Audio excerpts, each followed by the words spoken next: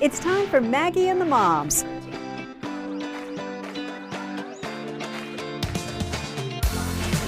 Sponsored by Tampa General Hospital. Our children's brains, and maybe our own if we're really honest about it, are being hijacked by things that we don't even necessarily enjoy.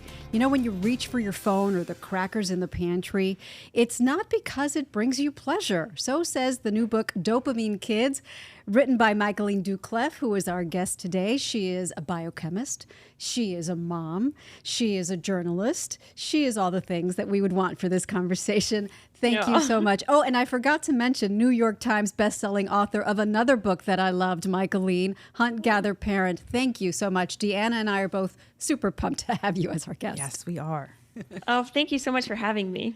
So let's talk first about this notion of instant gratification, which is what we assume is the reason why our kids and ourselves are addicted to that phone or are addicted to the junk food. You're saying it's not that?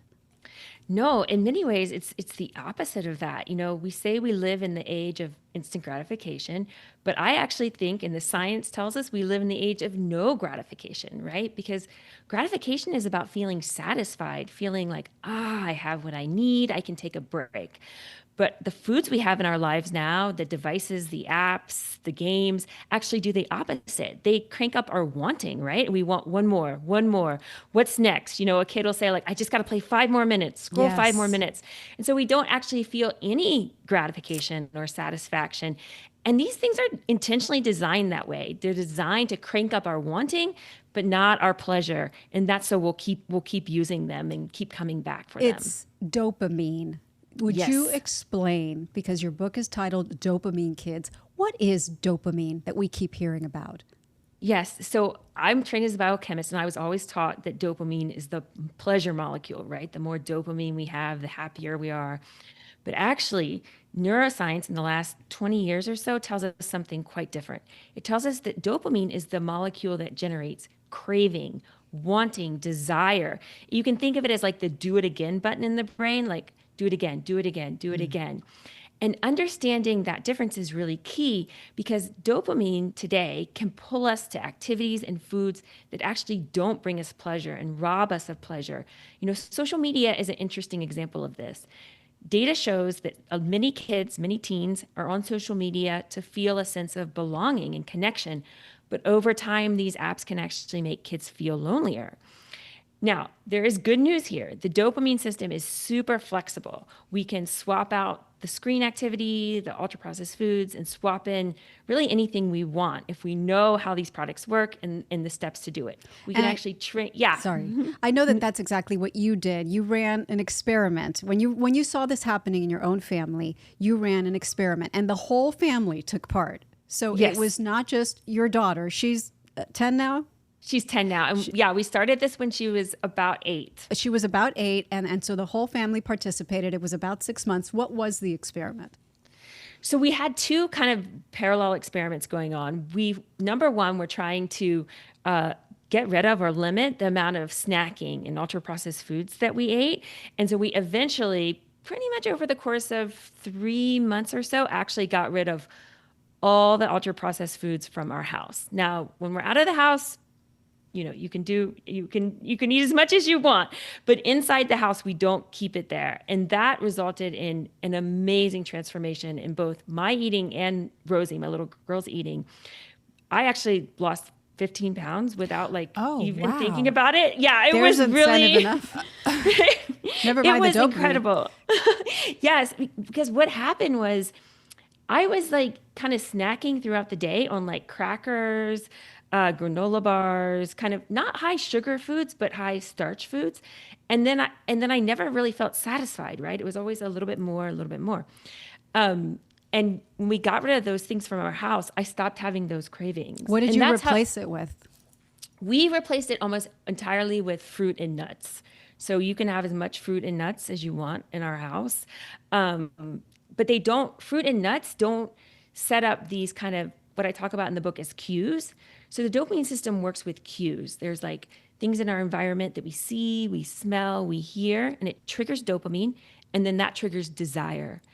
And cues can also be emotions like, oh, I'm kind of bored, I'm kind of frustrated, I'll go eat, right?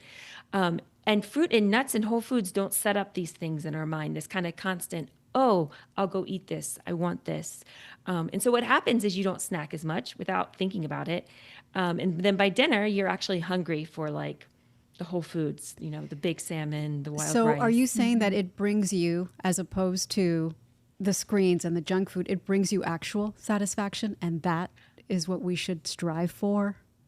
Yes. It not only do you feel satisfied after you eat, there's actually more pleasure in it, because what people don't realize is that, number one, what correlates with pleasure in eating isn't the food, it's how hungry you are. Have you ever been like super hungry when you've been traveling or hiking, and then you eat something and you're like, oh my gosh, it's so amazing, right? Mm-hmm. That's what kind of we're designed to feel, these cycles of real hunger and then real pleasure when we eat. The other thing you start to realize is that when you eat less ultra-processed foods, you start to realize, oh my gosh, the whole foods, the minimally processed foods taste much better. And they actually like really feel better in your mouth and your stomach. And so I challenge people to try it. Like, we started with just getting rid of them in the morning, like for breakfast. And then we did that for a week or so. And then we did it, what I say, like what we call ultra processed foods food in our house. For I love that. I know, it's much easier. Oh, that's great. Yeah, it's like poopy food. Yes. Yeah, it's poopy my little girl made it up. But how does an 8-year-old deal with that? Yeah, was it hard for her? What effect did it have on her too? Well, it actually wasn't as hard for her as I thought it was going to be. I think, number one, we did it together, right? Like, I introduced her to ultra processed food. I explained, what it meant. I taught her how to identify them. And then she came up with this name, poopy food, which, or pood, which I was like, okay, yes, let's go with it. So she was kind of a willing partner the whole time. I think also the fact that we did it a little slowly helped. That's key with all of this, is going slow. But third, it wasn't that she could never have it. We weren't saying this is, because that's a fantasy. We live, we're surrounded by it, and that's just going to set up stress in kids. And so she didn't feel deprived in any way. It did have an effect. The main effect it had on her, and it was really, really striking, is that she stopped being a picky eater. So before we did this, she would come to dinner. I would make these beautiful dinners, big salmon, lamb chili. I like to cook. Oh, wow. That sounds good. And then she would just pick at it, right? She would hardly eat it. And I was so frustrated by it. I was like, is she just a picky eater? Is it my food? But once we got rid of the snacks, so like the granola bars, the pretzels, the crackers, in our house, on the go, in our car, the pickiness totally went away. She loves all of it now. Like, it was so striking. I was like, I got to write this book, because other parents need this. Yeah. We need this. And we need it, speaking as the mother of a teenager, specifically for screens too, because it's the same animal. And I'm going to go out there and say even harder to wean them off of screens than processed foods. So how did you go about that? I mean, is that even an issue with a 10-year-old? We started to see it being an issue like 7, 8, like YouTube, video streaming. It depends on the kid, right? A lot of 8-year-olds, it probably isn't an issue, but I hear from parents that like 4-year-olds have problems, and what we saw was that, one, it was getting harder and harder to regulate it, that it was like an hour was turning into 2 hours, Saturdays were turning into 6 hours, But the second thing that was happening was that when she came off of it, and her behavior was really bad. Yes. Like screaming. It had clearly messed with their brains. Yeah.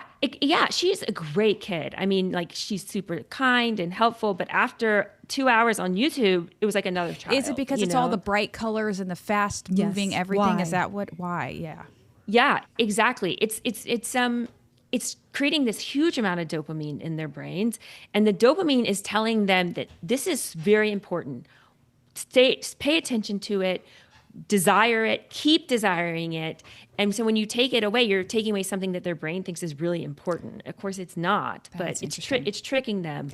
While you're saying this, and I'm thinking alcoholic Drug addict. Exactly. Gambler. Well, it's the same part of the brain. And, as I describe in Dopamine Kids, a lot of the tricks that the tech industry uses to create this kind of constant wanting to hold them there, like a super glue, is they got them from the gambling industry. It was how they create very addictive video slot machines. They're the same.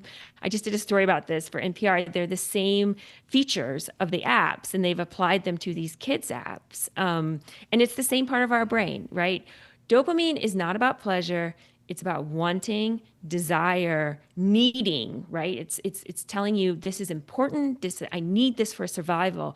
And that's why kids get so grumpy afterwards, is because they think you're taking away something that is essential for their survival. I mean, it's clearly not, but that's the trick. The key, you say, is to replace it with something that is healthier and more productive in their lives. And we're going to talk a little bit more about that, your five-step science-based plan, right after this quick break.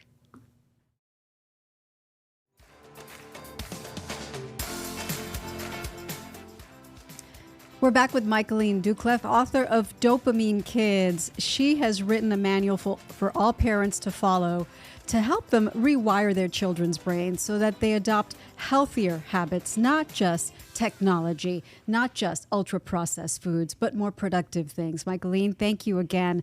So you developed a 5-step protocol. What is that?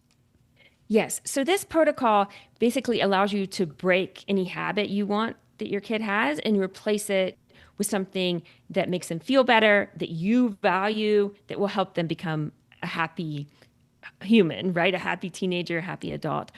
And it starts with really you figuring out what you want for your family.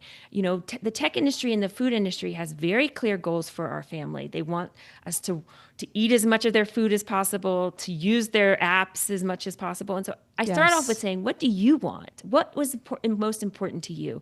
Because science tells us if we don't know what we want and where we're going, something else is going to come in and fill it for us. That's right. Something with a very clear vision of what it wants and not necessarily good intentions. That's right. These foods and these apps are like weeds, right? If we don't plant a vegetable in there or a flower in there, they're going to come and sprout up, right? And so start there. Figure out like what you want. If you had your dream about your child's life, what would it be?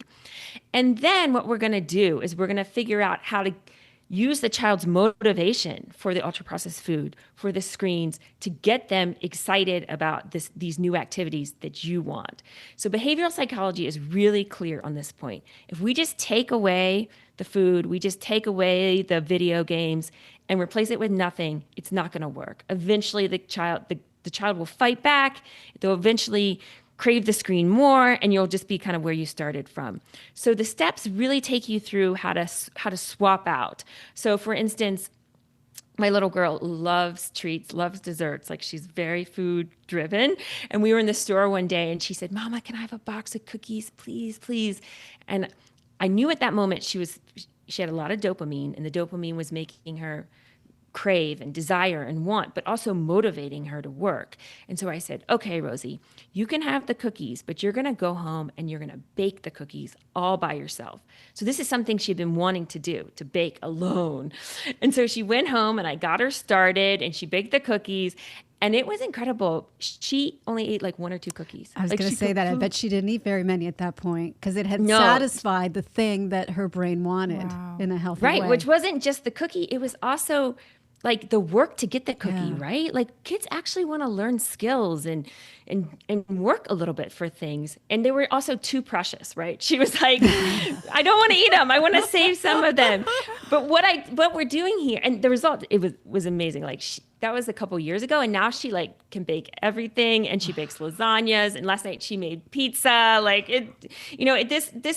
this was a way what more a victory. Yeah, that happened what to a me over victory, the weekend. right? Did it? And I this had a is how kid her who did brain that. really evolved to work, right? Is to like want something really badly, work a little bit for it, and then enjoy it.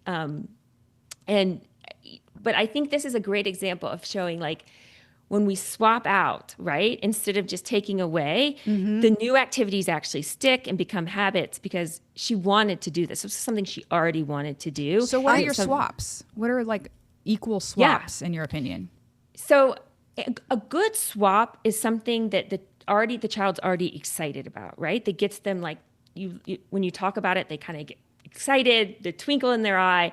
A good place to start with screens is to pick an activity that's somehow connected to it, or take an activity you want for the kid and connect it to the screens. So one mom who's like a world habit expert, what she does is her kids are really into like Charlie Brown TV shows. You can also do this for like video games like Minecraft or Roblox. And she says, okay, before you go online today or before you start watching your show, draw me a picture of your favorite Charlie Brown character. Or with Minecraft, it's like, go outside and construct what you're going to make online, go construct it outside, right? And so you're like attaching all this motivation and desire for the online activity with a new activity offline that they can start to experience, and they can start to cultivate a new habit. Right. Yeah. But as a mother of a teenage boy, I feel like it would be harder for me to do this, for me to say, put down your phone and go do X instead. That'll lead to pushback for sure, and the power struggle that ensues between teens and their parents. How do I navigate that? Yes, absolutely. I think nobody believes that telling teens what to do is going to work.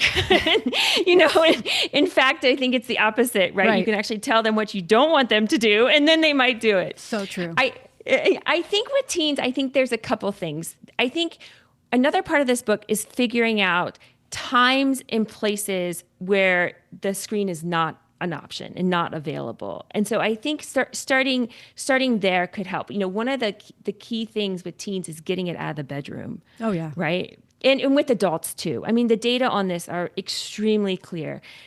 The more we do in our bedrooms online and with a screen in front of our face, the less we sleep and the worse we sleep. And that we can form these really vicious cycles where we sleep worse and worse and worse. And then your day and your performance are shot the next day. Exactly. And many teenagers have some sleep problem because of this. And so I would start there. I would start with like trying to help the teen figure out a way to stop using it an hour before bedtime. And I would start by going to them and telling them that this is something you want to do, just like you said at the beginning, where this was a family project, right? Where you get everybody on board and you decide like on a time. You could come to them and say like, look, I'm not sleeping so well. Before I wrote this book, I would scroll on social media for hours every night, and it was a horrible. And so I would say like, I'm not sleeping well. I want to get the screen out of my bedroom. Can we come up with a plan together? Can you help me? Make them your accountability partner. I like that. Can you help me do it? And then if the plan comes from them, they're going to be way more likely to try and follow it. Yeah. So why can't we just teach our kids and ourselves willpower? The thing is like, no, okay, there's two things. One, these products are designed to defeat willpower. They really are. They're very powerful, and especially for children. I mean, I interviewed engineers, people that work at tech companies for this book, and they admitted like the job is to get the kid to watch YouTube for 24 hours a day, right? That is the goal. And so willpower is just not going to work with these products. These are not regular toys. They are very powerful. The second thing is, in the last 15 years, psychology has a lot of research that shows that willpower doesn't work over the long run, over the course of years. And in fact, what it does is it just exhausts us. And so what does work is shaping your environment, your home, your routine, so you're not using willpower, right? And that's the key of Dopamine Kids, is like these steps teach you how to set up your life, your room, your car, where you work and study, so that your brain's not constantly saying, oh, I want to check my phone. Oh, I want to eat a cracker. But instead your brain is saying, oh, I need to work, or this is the time to work. Is it realistic to believe that there could come a day when your kid will voluntarily choose another activity versus the phone or the junk food? Absolutely. In fact, I see it every day with my family, but also in other families that I've worked with. The key, though, is you have to create these times and places where it isn't an option at all, where the kid knows it's not available. There's no chance of it. So, for instance, we decided Saturdays would be screen-free. It was pretty early on. We were like, okay, screen-free Saturdays. So I went before Rosie woke up and collected all her devices, the iPad, the phone, the laptop, and I hid them in the dryer. So I was just like, she's never going to find them, and I'm not going to go digging through the dryer to get them, right? Like they were gone, they vanished in her mind. And what this did was it created cues in her mind and the desire for other activities on Saturday. So her brain quickly learned Saturday is for riding my bike, reading, listening to an audiobook, reading a book, playing with friends. And now we have my phone and the laptop out on Saturdays, but her brain has learned this isn't the time for this. Wow, that's amazing. All right, we're going to take one more quick break and wrap up our conversation with Michaeleen in a moment.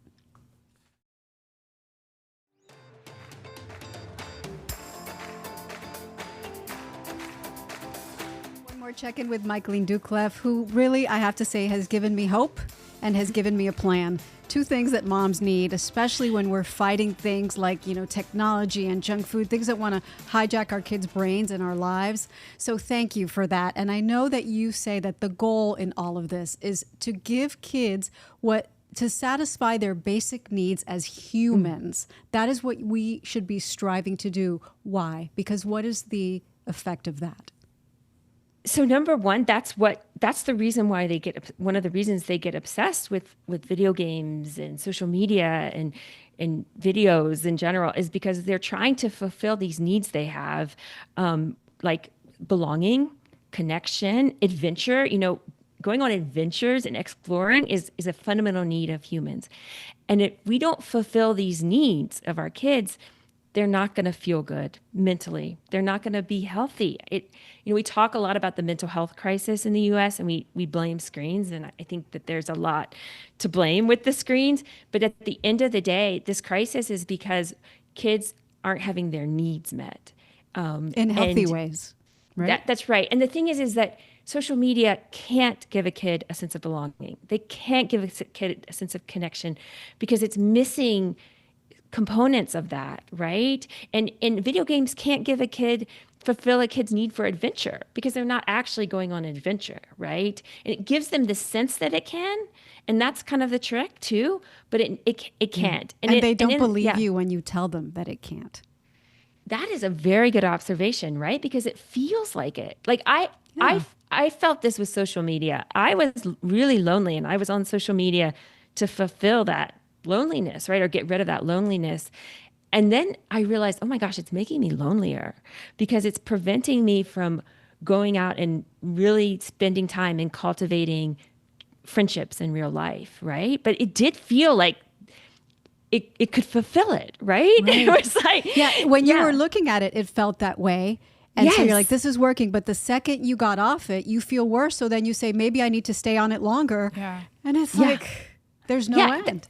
I mean, exactly. Like I realized while writing this book, like sometimes I would eat foods and they would leave me hungrier, right? It's the same, right? Like you would think you would eat something and you'd feel less hungry, but these foods make us hungrier. And it's just like what you said with social media. You leave it and you're like, but I feel worse. Well, is this a crazy thought? Should the kids get off their devices and the parents get off their devices, and then we meet in the middle and we connect with each other? Is that crazy? Imagine that. No, it's not crazy.